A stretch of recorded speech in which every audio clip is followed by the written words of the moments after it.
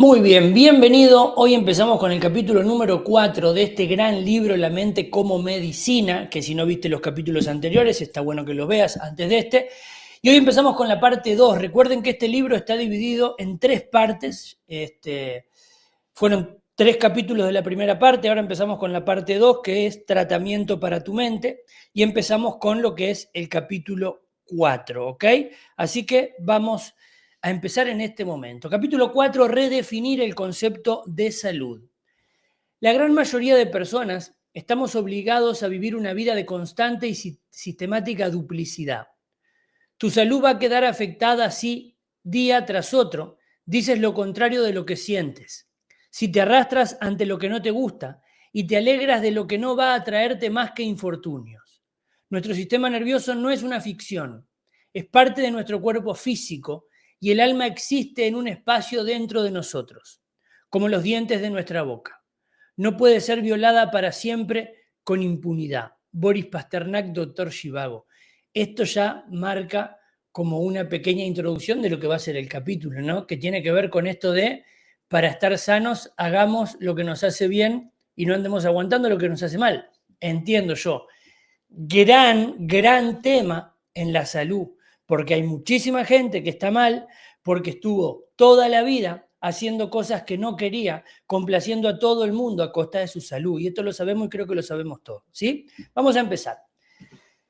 Después de investigar los efectos nocebo y placebo, me sentí muy cómoda al afirmar con autoridad que el cuerpo está diseñado para repararse a sí mismo y que la creencia positiva, la atención nutricia y las respuestas a la relajación promueven la preparación del terreno para que el cuerpo se cure a sí mismo.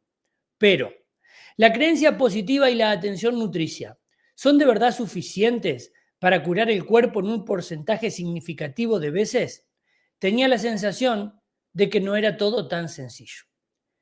¿Qué te parece la mujer que cree que mejorará y encuentra un médico maravilloso, pero vive con un hombre que la engaña y abusa de ella? Esto me parece fantástico, porque claro, uno puede encontrar un médico que le ayuda de buena manera, tomar un medicamento o un placebo que le ayuda, pero si su vida personal es un infierno o no es un infierno, pero tiene cosas negativas, y bueno, eso aleja la salud.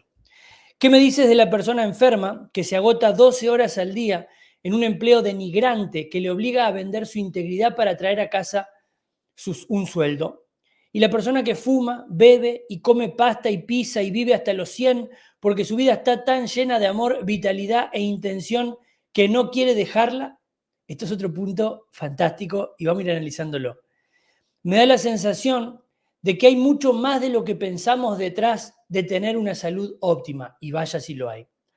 Tomemos el caso del fanático de la salud, por ejemplo, cuando una persona lo hace todo bien, por lo que respecta a conductas saludables, es decir, come sus verduras orgánicas, evita la carne, la leche, el gluten y los alimentos procesados, hace ejercicio a diario, duerme bien, no tiene adicciones, acude a médicos que practican la medicina funcional para que pueda optimizar la bioquímica del cuerpo, y así sucesivamente.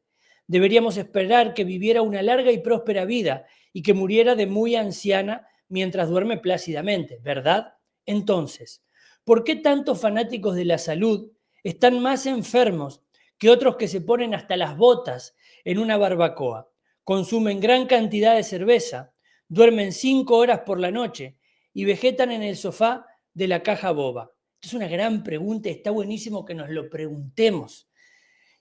E insisto, esto nos va abriendo la cabeza a decir, sí, tenemos que empezar a entender la salud desde un lugar más amplio, no solamente tomar medicinas, sino prestar atención a todo, ¿eh? Si algunos fanáticos de la salud y de los alimentos naturales son tan propensos a enfermar como algunos de los que se pasan el día tirados en un sofá viendo la tele, tenía que llegar a la conclusión de que algo falla en nuestra definición de lo que constituye un estilo de vida saludable. Es evidente que estas conductas sanas ya constituyen una parte considerable de una vida óptima saludable. Yo me considero a mí misma uno de estos fanáticos de la salud. Bebo mi zumo de verduras, tomo mis vitaminas, hago excursiones a pie y practico yoga diariamente. Veo a un médico de medicina funcional y tomo precauciones para evitar las toxinas que puedan perjudicarme. Y, sin embargo, He llegado a creer que el ámbito puramente físico y bioquímico de la enfermedad, la parte que puedes diagnosticar a partir de los análisis clínicos, ver en los estudios radiológicos y explicar en las placas de Petri bajo el microscopio, la parte que se beneficia de la dieta, el ejercicio, la evitación de las toxinas y de los efectos positivos de la medicina funcional sobre el cuerpo, solo es una de las partes de la ecuación. Es una parte grande, eso sí, pero no todo el tinglado. Mi experiencia con pacientes, así como mi experiencia personal, en la que ahondaré en el capítulo 9, me ha llevado a creer que el hecho de que las personas se pongan enfermas o se mantengan sanas, logren curarse a sí mismas o permanezcan enfermas, puede que tenga más que ver con todo lo demás que acontece en la vida del paciente que con las cosas saludables que hace. Me encanta y siempre me gustó este libro por cómo encara, ¿sí? Cómo encara al ser humano como algo, como un todo, ¿no? Que no solamente qué es lo que se lleva a la boca, sino lo que tiene en su cabeza, cómo se relaciona con los demás, la interacción social, vamos a ir viéndolo. Formación práctica, esta noción que tenía sobre lo que predispone al cuerpo a mejorar y lo que realmente nos pone enfermos, me quedó clara cuando estuve trabajando en un centro de salud de medicina integrativa en el condado de Marin. Después de dejar mi consulta de medicina tradicional, me uní a un grupo encantador de médicos y otros profesionales sanitarios comprometidos en ayudar a los pacientes a optimizar su salud. Estaba muy agradecida de poder contar con una hora entera para mis nuevas pacientes y, a diferencia de lo que podía ofrecer en mi antigua consulta, me dio la oportunidad de profundizar en lo que realmente predisponía a mis pacientes a la enfermedad y lo que verdaderamente las mantenía sanas. Cuando me incorporé en el nuevo consultorio, me quedé asombrada de mis nuevas pacientes. Eran las personas más cuidadosas de la salud de todas las que había tenido el privilegio de conocer en mi consulta. Muchas de las que acudían al centro tomaban su zumo diario de verduras, seguían una dieta vegetariana estricta. Voy a hacer una cosa puntual porque recién mencionó como saludable no comer carne. Hay que tener cuidado con eso porque en realidad no es tan así. Si es una carne de buena calidad, no hay problema. No, a ver, este libro está escrito por una doctora y a veces hay muchas corrientes de... Y el hecho de ser vegetariano estricto no te lleva a la salud por sí solo. Si vos sos vegetariano estricto, que es no comer cosas de origen animal, pero no lo llevas de buena forma, no vas a ser saludable. O sea, hay grises ahí. Igual un comentario quería hacer. Pero bueno, muchas de las que acudían al centro tomaban su zumo diario de verduras, seguían una dieta vegetariana estricta, hacían ejercicios con entrenadores personales, dormían 8 horas cada noche, tomaban un puñado de vitaminas y otros complementos alimenticios cada mañana. Gastaban fortunas en visitar a médicos de medicina alternativa y seguían consciente y religiosamente las órdenes de sus médicos. Estas pautas obraron maravillas en algunas. Eran pináculos de salud, con la piel brillante, cuerpos fantásticos y fuerza vital que emanaba a través de sus poros. Pero algunas de ellas estaban realmente enfermas. Estaba perpleja por todo lo que había aprendido en la Facultad de Medicina. Estas personas deberían de estar en perfectas condiciones de salud. Entonces, ¿por qué había tantas pacientes sanas sufriendo? En mis tentativas por ayudar a estas pacientes, realicé varias series de pruebas, incluso pruebas especializadas que los médicos convencionales no suelen solicitar. Y, de vez en cuando, descubría algo sorprendente que, al tratarlo, dio como resultado la total resolución de los síntomas de las pacientes. Esas pacientes me creían una superheroína. Una simple hormona sustitutiva, por ejemplo, iba a transformar sus vidas. Pero en este subgrupo de pacientes, las que vivían vidas saludables, pero seguían experimentando muchísimos síntomas. La mayoría de veces no encontré nada y terminé encogiéndome de hombros. No podía hallar ninguna explicación bioquímica que revelara por qué estas pacientes no estaban llenas de vitalidad. Me sentí fracasada como sanadora, pero sabía en mi corazón que no era culpa mía. No me había olvidado de solicitar ninguna prueba crítica. Siempre las había derivado al especialista correcto. La respuesta estaba en alguna otra parte. Faltaba una gran pieza en el puzzle de la curación. Simplemente no podía entender cuál era. Para entonces, sentía una verdadera curiosidad y tenía gran interés en resolver el acertijo de por qué aquellas pacientes tan sanas estaban tan enfermas. En lugar de centrarme exclusivamente en las conductas relacionadas con la salud, los antecedentes patológicos y otras cuestiones de la medicina tradicional, empecé a pedir a mis pacientes que me contaran otros aspectos de sus vidas. Dado que tenía el lujo de disponer de todo una hora para estar con ellas, podía sentarme y escucharlas. Y lo que comenzaron a contarme cambió la forma de ver todo el concepto de la salud. Entonces, fue cuando me inspiré para cambiar el protocolo de recopilación del historial médico de los pacientes. En lugar de limitar mis preguntas a los antecedentes patológicos, quirúrgicos y familiares de la paciente, así como a su historial de toma de medicamentos y otras sustancias, la forma en que me enseñaron a hacerlo en la Facultad de Medicina, añadí una larga lista de preguntas al protocolo sobre el resto de la vida de la paciente. Lo que aprendí de estas preguntas me dejó atónita. ¿Sí? Entender la salud más allá de los síntomas. ¿Sí? Entender que si hay un síntoma puede estar relacionado a otros aspectos de la salud que no son los que se estudian habitualmente. Una forma radicalmente nueva de confeccionar el historial médico del paciente. Empecé a indagar más profundamente en la vida personal de mis pacientes, formulándoles preguntas que la mayoría de médicos no hubieran pensado nunca. ¿Hay algo que le impida ser su yo más auténtico y vital? En caso afirmativo, ¿qué es lo que la detiene? ¿Qué es lo que le encanta y resaltaría de sí misma? ¿Qué le falta a su vida? ¿Qué es lo que aprecia de su vida? ¿Está teniendo una relación romántica? En caso afirmativo, ¿es feliz? En caso negativo, ¿desearía hacerlo? ¿Se encuentra satisfecha con su trabajo? ¿Se siente en contacto con la finalidad de su vida? ¿Se siente satisfecha sexualmente, ya sea con o sin pareja? ¿Se expresa de forma creativa? En caso afirmativo, ¿cómo? Si no es así, ¿se siente frustrada en lo creativo? ¿Como si hubiera algo en usted que se muere de ganas de salir? ¿Siente que dispone de una economía saneada o el dinero es un factor estresante en su vida?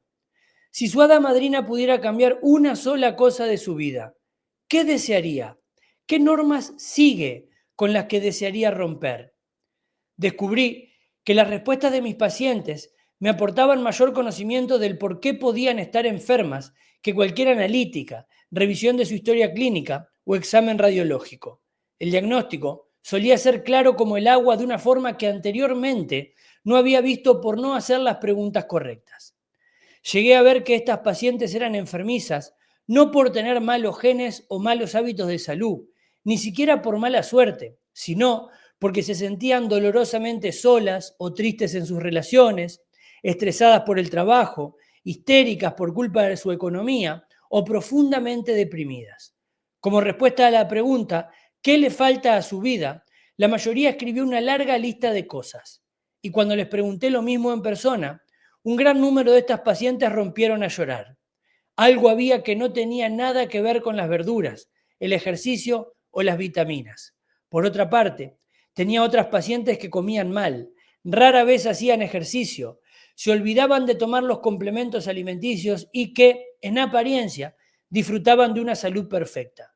Cuando leí sus historiales médicos, estos revelaron que sus vidas estaban llenas de amor, diversión, trabajo importante, abundancia económica, expresión creativa, placer sexual, conexión espiritual y otras características que las diferenciaban de las entusiastas enfermas de la salud. En esencia, ellas eran felices y aunque no cuidaban su cuerpo de la mejor forma, su organismo respondía con buena salud. Fíjense lo interesante de esto y lo importante de esto y de lo que nunca se habla. Como yo comento muchas veces, es muy extraño, de hecho es prácticamente imposible que suceda que cuando estamos pasando por algún tipo de enfermedad o malestar o cuando venimos con síntomas de hace tiempo de determinadas cosas y que nos pregunten, ¿y vos cómo te sentís con tu vida? ¿Y qué es lo que te gusta hacer? ¿Y eso que te gusta hacer, lo haces? ¿Cómo es tu vida? ¿Cómo te llevas con tu pareja? ¿Qué relación tenés con tus hijos? Todas estas preguntas que venía haciendo acá. Hay muchas personas, y esto lo deben saber porque esto es súper normal, que tienen como determinados síntomas y le hacen 20.000 estudios y no encuentran nada, pero el síntoma lo tienen. Y que muchas veces cuando mueven algo en su vida personal, a nivel de algo emocional, de su trabajo, de lo que sea, voilà. Es como que todo se ordena.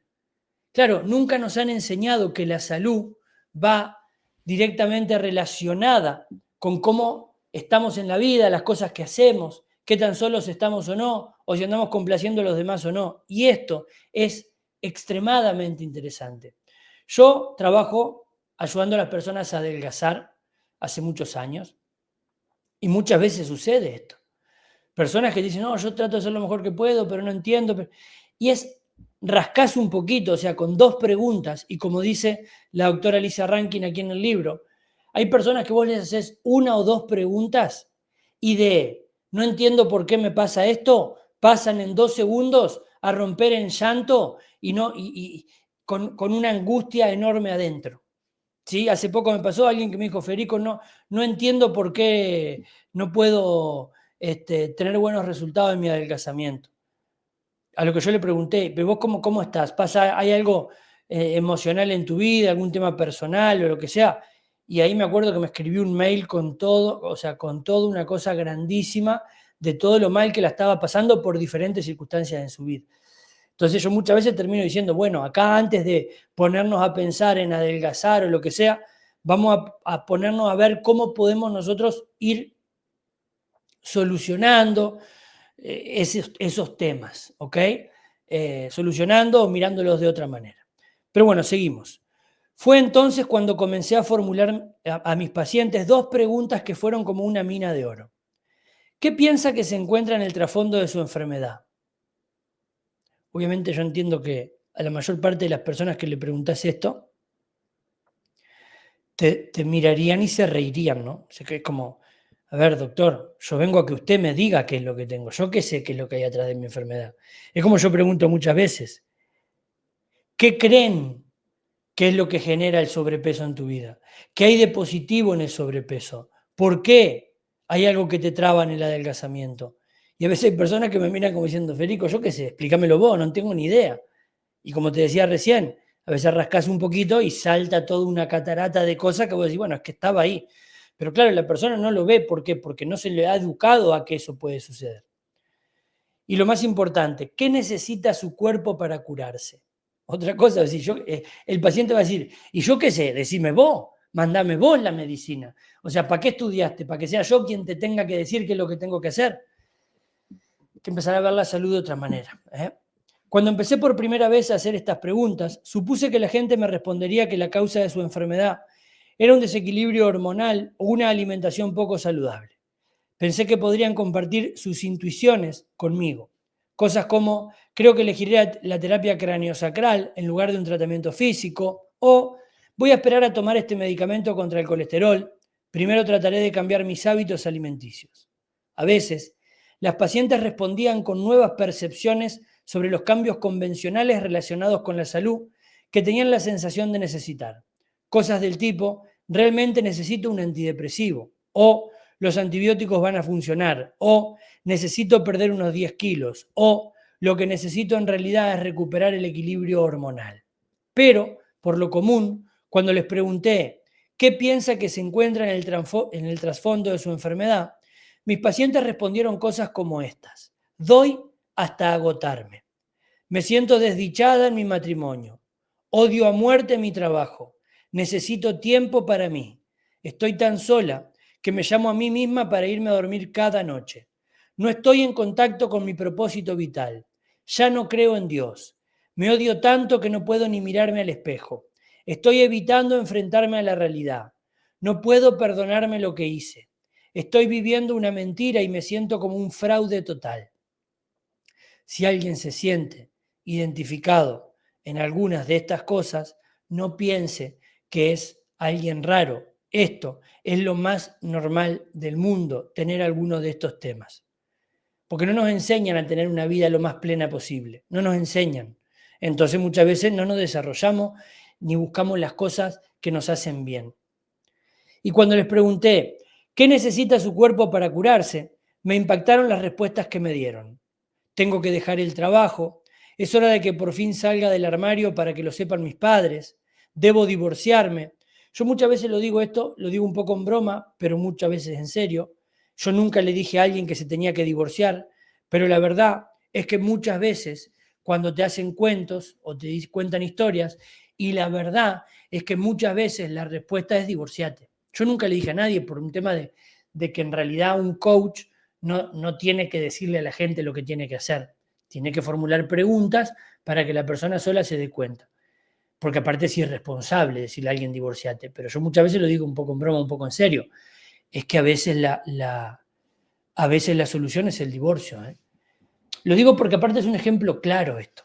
Que a ver, no es fácil tampoco, ¿no? Porque esto pasa mucho, por ejemplo, nosotros en el mundo machista en el que vivimos, que por suerte cada vez es menos, pero seguimos viviendo un mundo machista, hay muchas mujeres que son dependientes económicamente de su pareja, ¿sí? Por suerte cada vez menos, pero eso es así. ¿Y qué pasa? Pasaron años, o algunas mujeres muchos años, otras algunos, pero sí, no las tratan bien, las engañan, las violentan, lo que sea, pero claro, no se pueden divorciar. ¿Por qué? Y porque dependen económicamente. A lo cual alguien dirá, ¿y qué tiene que ver que dependan económicamente? ¿Y qué va a tener que ver?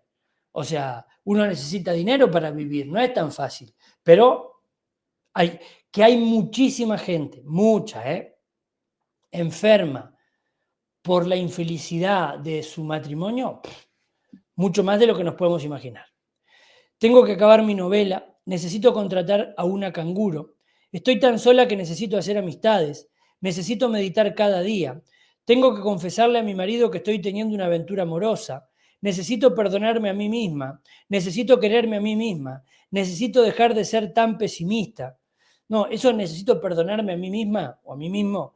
Muchas veces hay personas que les pasó algo, hicieron algo hace mucho tiempo y se siguen machacando continuamente y no se perdonan, no lo hablan y eso les corroe por dentro y les enferma. Increíble.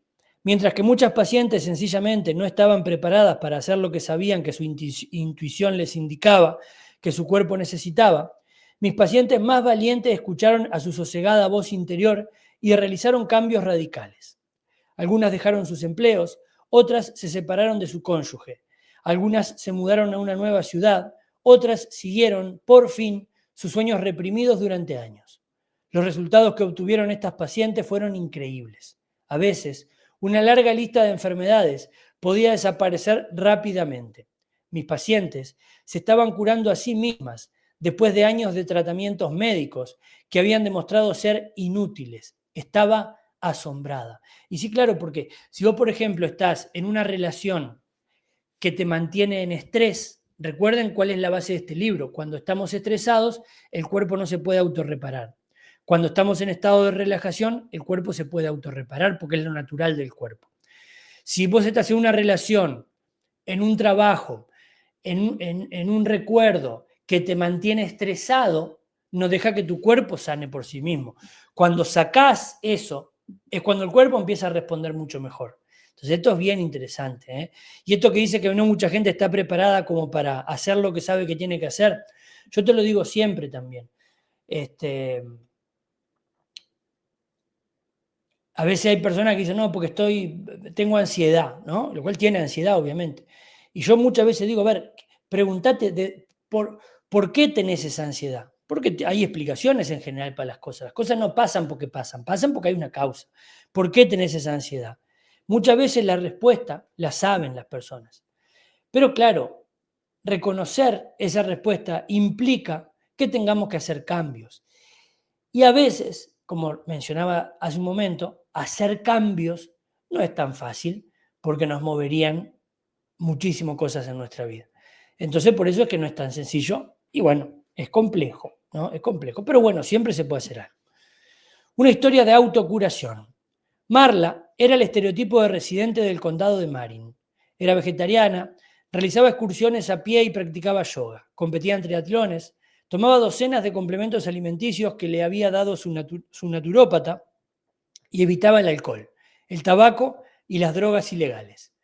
Pero tenía una historia clínica de 2 palmos de grosor y padecía 4 enfermedades crónicas diferentes.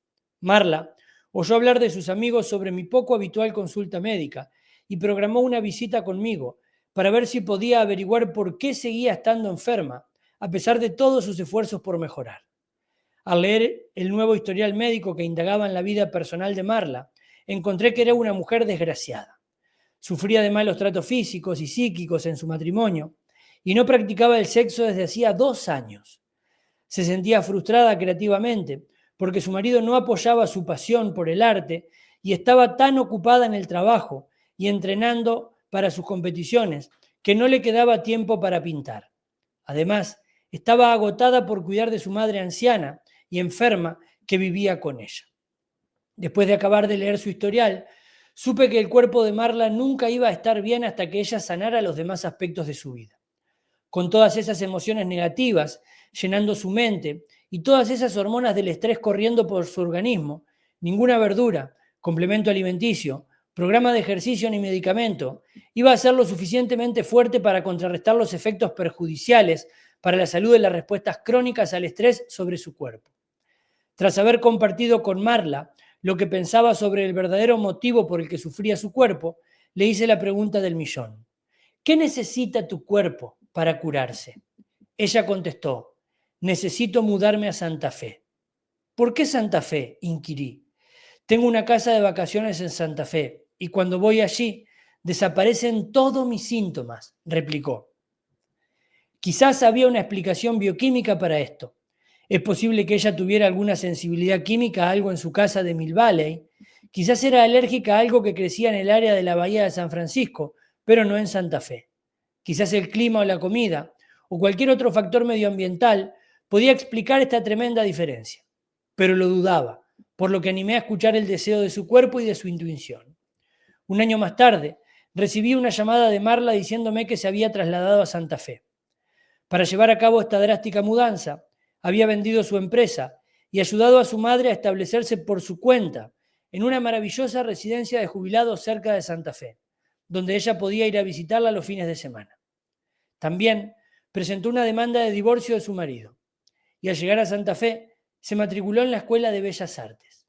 Entonces se enamoró de otro hombre y conoció a un grupo totalmente nuevo de amigos artistas con los que disfrutó practicando senderismo, montando en bicicleta y yendo a esquiar en las montañas vecinas.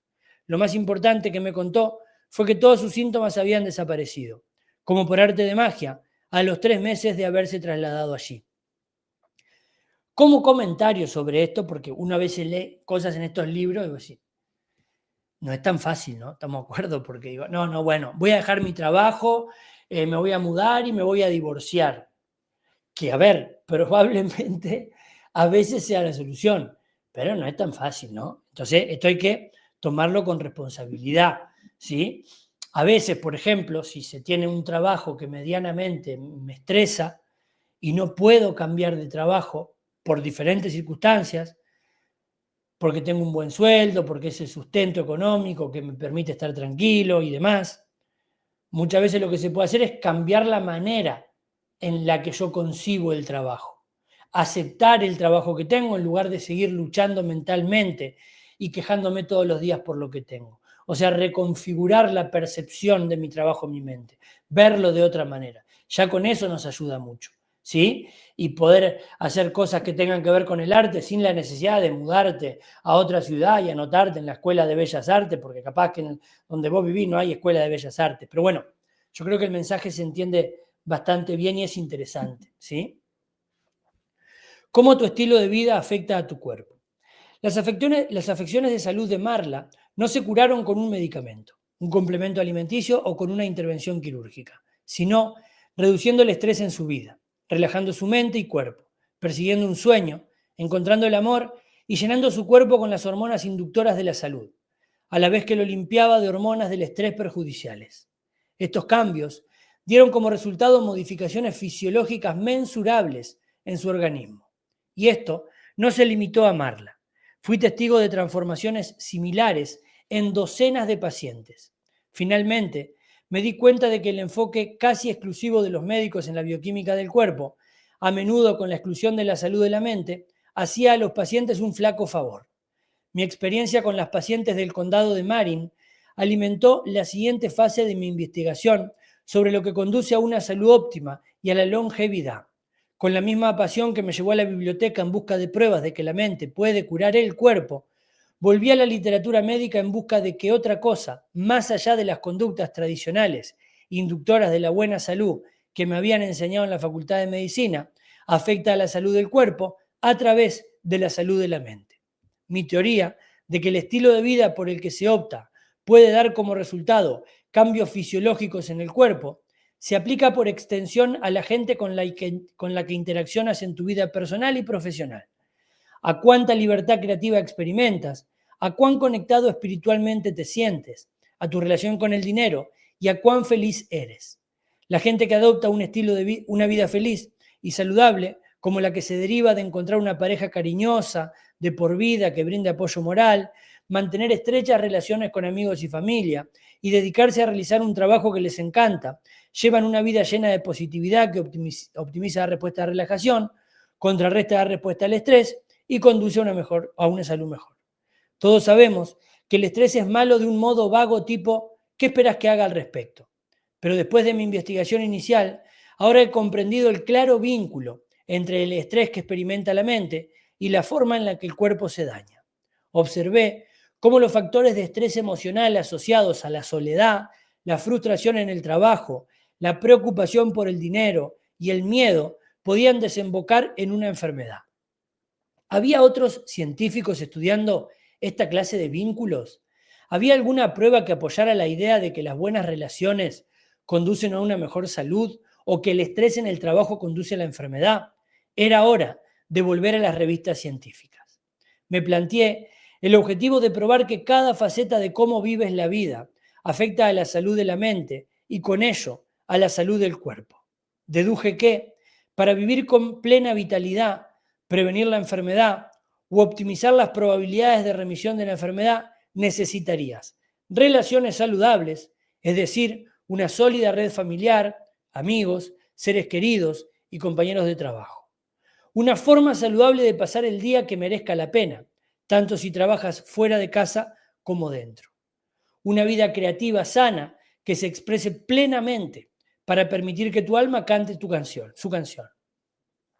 Una vida espiritual sana que incluya una sensación de conexión a lo sagrado en la vida. Una vida sexual saludable que te dé la libertad para expresar tu ser erótico y explorar fantasías. Una economía saneada, sin estrés económico y que asegure la satisfacción de las necesidades esenciales de tu cuerpo. Un entorno saludable, sin toxinas, sin riesgo de catástrofes naturales, radiaciones y otros factores poco saludables que amenacen la salud del cuerpo. Una vida mental y emocional sana, que se caracterice por el optimismo y la felicidad, libre de miedo, ansiedad, depresión y otras afecciones de salud mental. Un estilo de vida saludable que favorezca la salud del cuerpo, como una buena nutrición, ejercicio regular, suficientes horas de sueño y evitar las adicciones insanas. Fíjense todo esto, ¿sí? Todo esto que influye en nuestra salud y que ahora entiendo que vamos a ir viendo más ejemplos y más estudios. Pero insisto, ¿en qué momento nos preguntan esto? Estoy mal. Es como, no te preguntan, ¿y haces lo que te gusta en tu vida? Nadie que te va a preguntar eso. Es como, qué estupidez, yo qué sé, curame. ¿No? Es como el modelo que tenemos.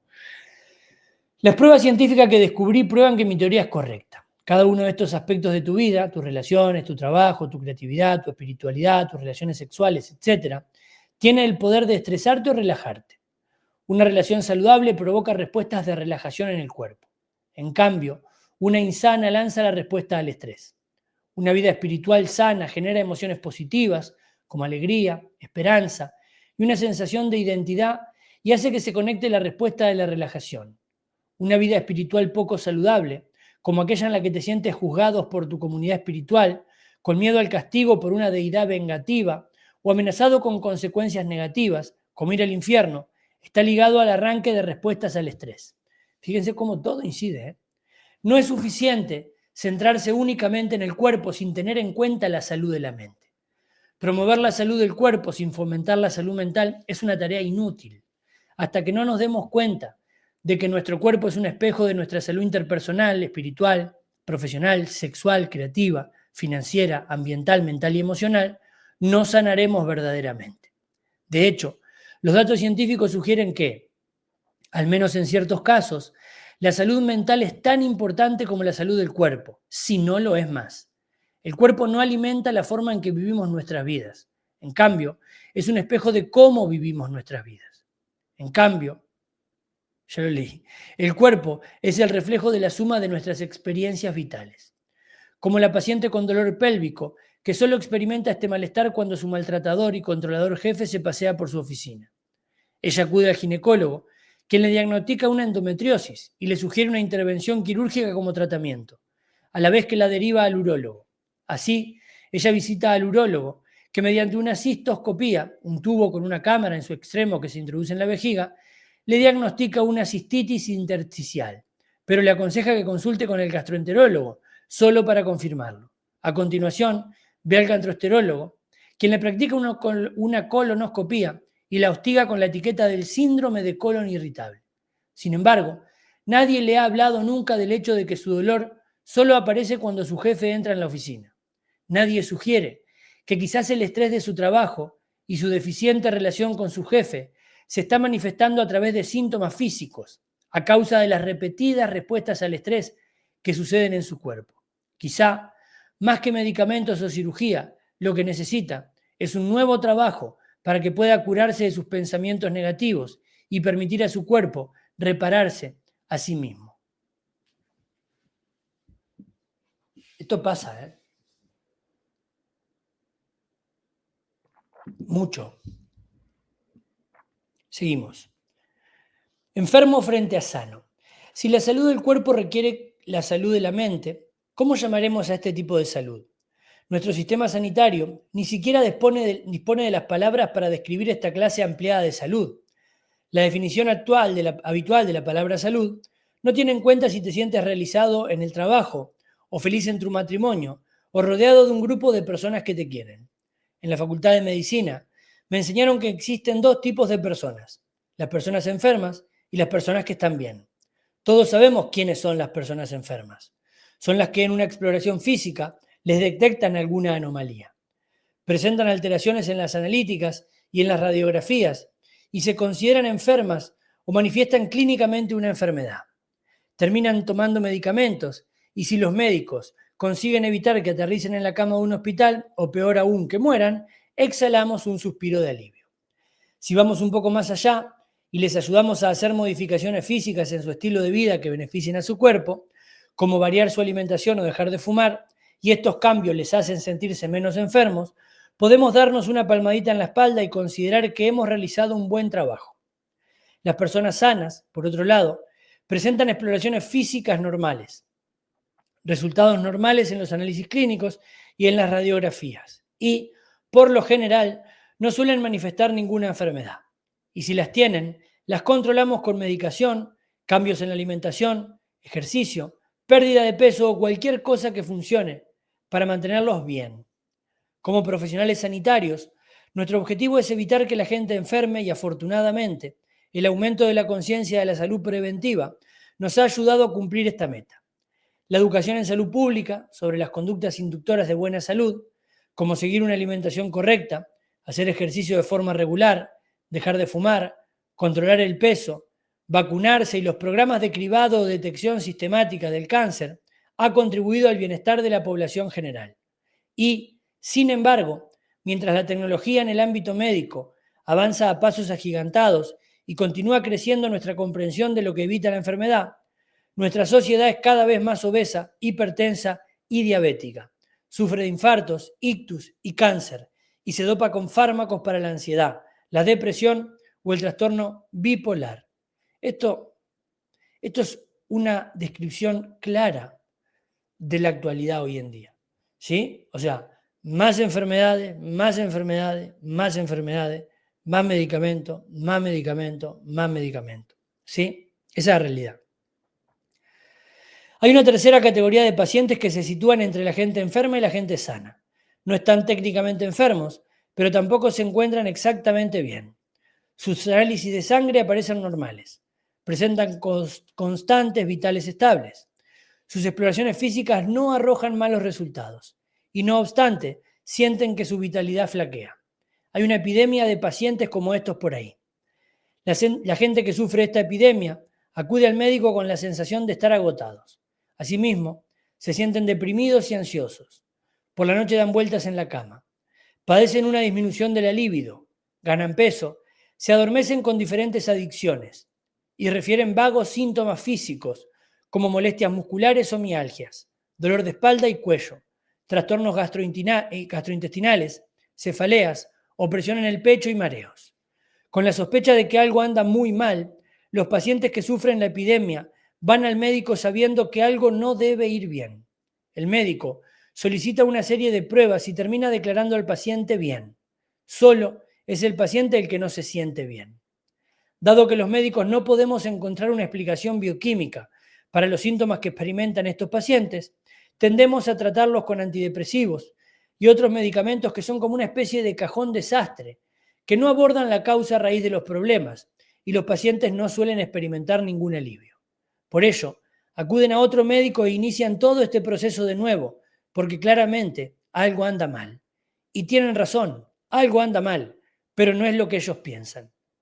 Muchos de los pacientes que técnicamente están bien, pero que se sienten enfermos, sufren de consecuencias fisiológicas, de repetidas respuestas al estrés que de forma progresiva van enfermando al cuerpo. A menos que se remedie el estrés subyacente o de base, estos pacientes a menudo van a llegar a estar verdaderamente enfermos. Pero la institución médica parece que no reconoce esto. En su lugar, sugiere que los síntomas físicos están todos en la mente. Y en cierto modo tiene razón. Todo se inicia en la mente y luego se traslada al cuerpo. Esto de todo está en la mente se ha como un poco menospreciado en esta idea de no encontramos nada, todo debe estar en la mente. Y hay gente como que se enoja, como que en la mente, ¿cómo dice? Sí, es que tomamos mal esto de que está en la mente como algo mal porque nunca se ha tenido en cuenta la mente. Pero también está la parte de esta salud mental, pensamiento y creencia adecuado y el ambiente en el que vivo y todo lo que venimos hablando, que eso no se tiene nunca en cuenta. Ya leí esto acá. La fisiología de la emoción. Por lo tanto, ¿cómo se traduce un pensamiento o un sentimiento en efectos físicos en todo el cuerpo? Todo lo desencadena un pensamiento o una sensación. Un médico te dice que te quedan solo 3 meses de vida, o alguien te inyecta algo con la advertencia de que experimentarás efectos secundarios desagradables. O tal vez ni siquiera es tan dramático. Quizás temes que tu esposa vaya a dejarte, o que tu jefe vaya a despedirte, o que no puedas pagar tus facturas, o que tu sueño no se convierta en realidad, o que todos vayan a rechazarte porque no eres digno de ser amado. Tus pensamientos son poderosos.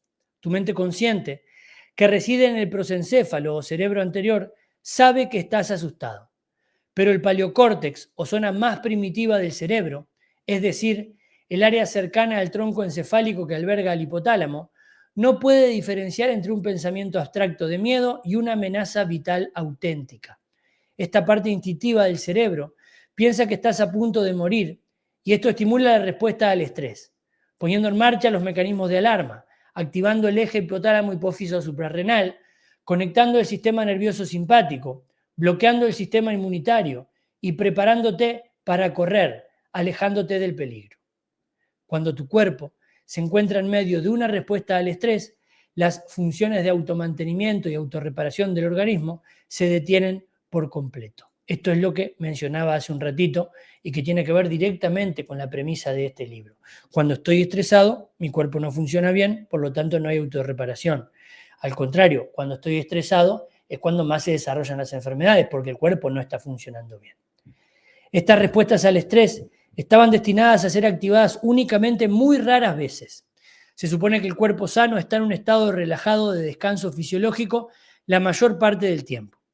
Si fueras un hombre de las cavernas que vive en una tribu feliz de gente, solo esperarías huir del oso cavernario de vez en cuando. El resto del tiempo estarías recogiendo bayas, pasando el rato alrededor de la fogata y concibiendo pequeños cavernícolas. Obviamente, nuestros antecesores cavernícolas no vivían mucho tiempo a causa de los peligros reales y presentes a los que se enfrentaban cada día. Peligros de los que nosotros estamos de sobra protegidos gracias a lujos modernos como refugio y alimento. Pero la vida contemporánea encierra sus propios peligros. Los factores estresantes de la vida diaria, tales como la soledad, las relaciones personales poco satisfactorias, el estrés en el trabajo, el estrés por razones económicas, la ansiedad y la depresión, dan lugar a los pensamientos y sentimientos del prosencéfalo, que activa de forma repetida al hipotálamo como para que lance respuestas al estrés. La mente sabe que tan solo se trata de una sensación, pero la parte instintiva de la mente piensa que estás bajo una amenaza. Sensaciones como el miedo, la ansiedad, el enfado, la frustración, el resentimiento y otras emociones negativas activan el eje hipotálamo-hipófiso suprarrenal. Esté o no tu cuerpo en peligro, la mente cree que lo está, por lo que se ha activado el hipotálamo y este descarga el factor liberador de corticotropina al sistema nervioso. Este factor responde estimulando la hipófisis, lo que hace que ésta secrete la prolactina, la hormona del crecimiento, y la corticotropina, que a su vez estimula las glándulas suprarrenales haciendo que liberen cortisol, que por su parte es responsable de ayudar al cuerpo a mantener la homeostasis o equilibrio cuando el cerebro dispara una señal de alarma. Cuando se activa el hipotálamo, también se conecta al sistema nervioso simpático, la respuesta de lucha o huida, provocando que las glándulas suprarrenales liberen adrenalina y noradrenalina, lo que aumenta el pulso y la presión arterial, a la vez que también afecta a otras respuestas. La secreción de estas hormonas da lugar a diferentes cambios metabólicos en todo el cuerpo. Los vasos sanguíneos que van al aparato digestivo, manos y pies, se constriñen, mientras que los que se dirigen al corazón, a los grandes grupos musculares y al cerebro se dilatan, desviando sangre preferentemente a los órganos que pueden ayudarte a escapar en una emergencia. Tus pupilas se dilatan para que pueda entrar más cantidad de luz. El metabolismo se acelera para sacudirte con una inyección de energía, abriendo las reservas de lípidos o grasas y liberando glucosa al torrente sanguíneo. La frecuencia respiratoria aumenta y los bronquios se dilatan, lo que permite la entrada de más oxígeno, y los músculos se tensan para prepararse para correr a toda velocidad a fin de escapar del peligro percibido. El jugo gástrico aumenta y las enzimas digestivas disminuyen, con el resultado de contracciones del esófago, diarrea o estreñimiento. El cortisol deprime el sistema inmunitario para reducir la inflamación que acompañaría a las heridas que el ataque podría infligirte. La reproducción queda bloqueada. El sexo es un lujo cuando existe un peligro. Básicamente, el cuerpo ignora el sueño, la digestión y la reproducción, y en su lugar se centra en correr, respirar, pensar y liberar oxígeno y energía para mantenerte sano y salvo. Cuando tu cuerpo se enfrenta a una amenaza física, estos cambios te ayudan a luchar contra el peligro o a huir del mismo. Pero cuando la amenaza solo existe en tu mente, el cuerpo no se da cuenta de que no hay ninguna amenaza corporal y con el tiempo, cuando esta respuesta al estrés se desencadena de forma repetida, la respuesta biológica de la naturaleza termina en realidad perjudicándote más que beneficiándote. Dicho de otra forma, la respuesta al estrés es algo normal. El problema es cuando la respuesta al estrés se da de forma continua. Porque sí, uno puede estar súper tranquilo, feliz, con buenas relaciones. Si vos te subís a una montaña rusa, mira el ejemplo que pongo, porque a mí me gusta subir una montaña rusa, si vos te subís a una montaña rusa, ¿sí? Va a haber ese estrés, va a haber esa adrenalina, ¿sí? Esto que dicen la adrenalina, va a haber todo, y ¡bumba! Va a ser una respuesta de estrés, ¡bumba! ¿Sí? Porque es eso. Cuando te bajaste ahí, te tranquilizaste, volvió. O sea, situaciones puntuales. Ahora, cuando es un estrés constante, empieza a pasar todo esto y nos hace mierda el cuerpo. Por eso que se dice, insisto y ya lo dije, que el estrés es la gran enfermedad silenciosa que mata y mata a mucha gente, porque es la base de muchos de los problemas que tenemos hoy. Como resultado, el cuerpo no puede relajarse y reparar lo que de forma inevitable lo enferma si no se mantiene con los mecanismos de autorreparación. Los órganos empiezan a lesionarse. Las células cancerígenas que fabricamos cada día de forma natural y que normalmente son dinamitadas por el sistema inmunitario pueden proliferar. Los efectos del desgaste crónico del cuerpo humano pasan factura y terminamos poniéndonos enfermos. Pero no tiene por qué ser de esta forma. El cuerpo sabe cómo relajarse con la respuesta a la relajación compensadora que Herbert Benson describió. Véase el capítulo 8. Cuando el prosencéfalo consciente tiene pensamientos positivos y siente cosas como amor, conexión, intimidad, placer y esperanza, el hipotálamo deja de provocar respuestas al estrés. Cuando te sientes optimista y esperanzado, querido y apoyado, en sintonía con tu vida profesional o creativa, alimentado espiritualmente o conectado sexualmente con otra persona, la respuesta a la relajación ocupa el lugar de la respuesta al estrés. El sistema nervioso simpático bloquea la caída de las concentraciones de cortisol y adrenalina. El sistema nervioso parasimpático toma el control. El sistema inmunitario vuelve a activarse. Y el cuerpo puede emprender su proceso de autorreparación natural, previniendo la enfermedad e intentando tratar la enfermedad ya desarrollada.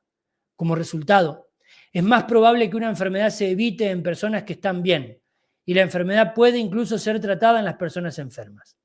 Voilá. Tus pensamientos llevan a la autocuración. La mente ha curado el cuerpo. Y esto no tiene nada que ver con los planteamientos de la nueva era. Es simplemente fisiología. Voy a leer esto. Es simplemente fisiología. Nuestros pensamientos, nuestras creencias, nuestra mente incide en las respuestas fisiológicas de nuestro cuerpo. Una mente llena de estrés pone al cuerpo estresado. Y eso, la fisiología del estrés, hace que nos enfermemos. Una mente más saludable hace que el cuerpo esté más saludable. Es fisiología pura, conexión mente-cuerpo. Basta con dejar de lado el tema de la mentalidad. Por favor, por favor. Ahora, creo con firmeza que la creencia positiva y la atención nutricia desactivan la respuesta al estrés, desencadenan la respuesta a la relajación y devuelven el cuerpo a su estado natural de descanso fisiológico, para que pueda hacer lo que mejor sabe, curarse a sí mismo. Una de las formas más profundas de que tu mente cure tu cuerpo es a través de las relaciones personales en tu vida. Todos sabemos que el amor cura, pero ¿sabías que no solo cura el alma, sino también el cuerpo? Mientras que la soledad, el enfado y el resentimiento son venenos para el cuerpo, el deseo de conexión, la intimidad y el sentido de pertenencia con la familia, los amantes y los amigos están determinados directamente en nuestro ADN, y cuando estos deseos se cumplen, nuestros cuerpos responden con mejor salud. Cuando encuentres tu tribu, te sientas amado y rodeado de personas que conocen tu corazón y te aceptan tal como eres, estarás optimizando la capacidad del cuerpo para autorrepararse y poniéndolo a punto para que los milagros sucedan.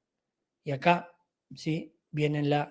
Terminamos el capítulo 4, viene una bibliografía y ya va el capítulo 5, que lo vamos a ver más adelante y va a estar bien interesante también.